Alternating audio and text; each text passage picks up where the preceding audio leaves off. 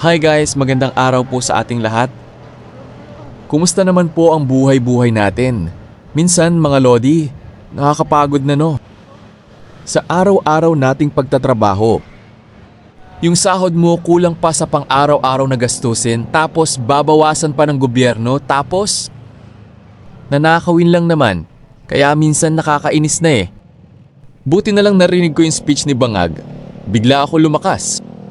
Nang tawa ito mga lodi, pakinggan nyo mabuti. Sana may makuha kayo sa kanyang sinasabi. Kalimutan na makita ang inyong mga ngiti, makita maya yung kayo ay mag-alamano, kayo ay sa inyong sigaw, inyong mga halik.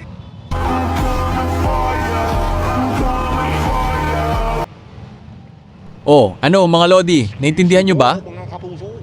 Pasensya na kayo, di ko talaga nakuha yung ibig niyang sabihin.